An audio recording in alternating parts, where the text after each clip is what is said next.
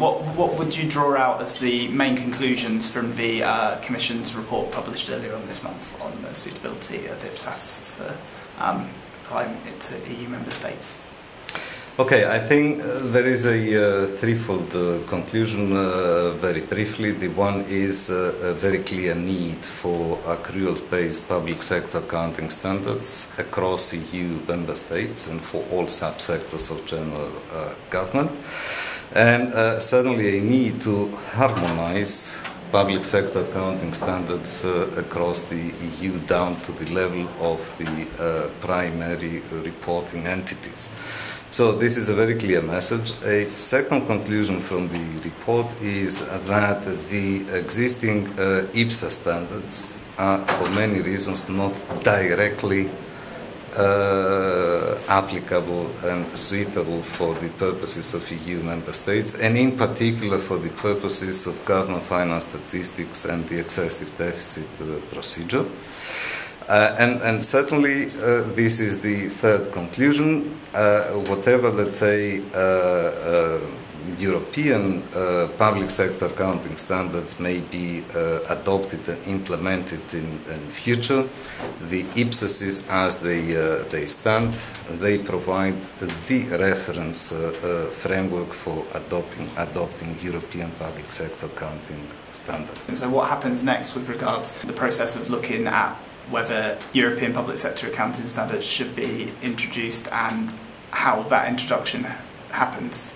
Okay, I think the proposal we have put forward via the report as Commission and Eurostat more particularly is that we should altogether engage into a wide debate in order to achieve above all agreement on two things: the need to implement accruals across the whole EU down to the primary entities, and secondly the need for harmonized accruals. These are the two key issues. We feel that we need to develop a certain momentum on this, and we need also to develop the political co-ownership over this very important project, because we are convinced that it cannot work without. Are you trying to find a balance between going not too quickly but still moving forward? I think we cannot, if we want to be really pragmatic and realistic, we cannot go too quickly into this, and we should not certainly rush into this.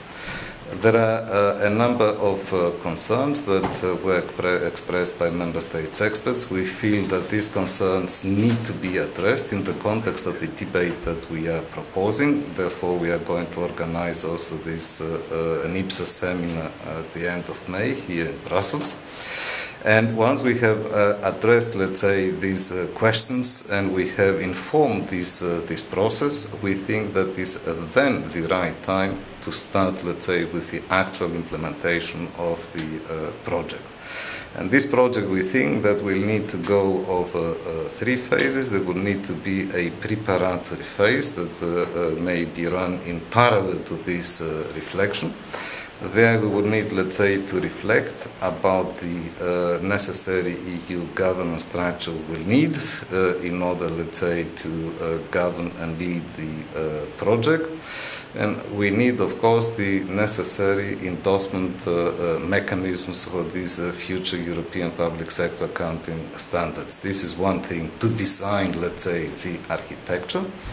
Then in a second step, we think that we'll need to reflect about the first set of standards that on the basis of EPSAS can be nearly directly, let's say, transposed into European standards, before then tackling the third phase of the project, which is really, let's say, reflecting on those standards where the member states feel that they need, let's say, some more careful reflection and potentially may need, let's say, to be redesigned compared to the current set of EPSAS standards in place.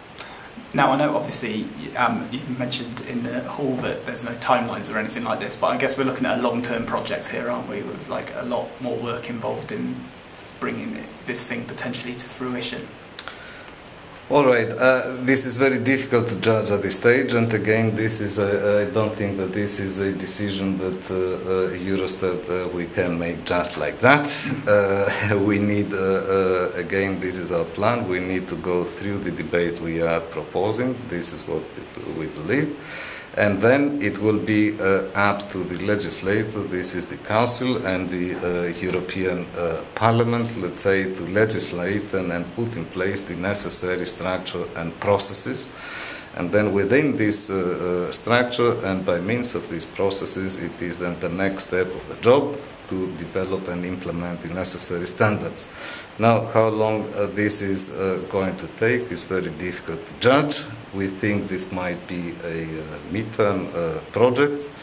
This meaning that once started could go, let's say, over to something like 4 to 6 years. It may be years, may be shorter or longer. It's very difficult to judge at this stage.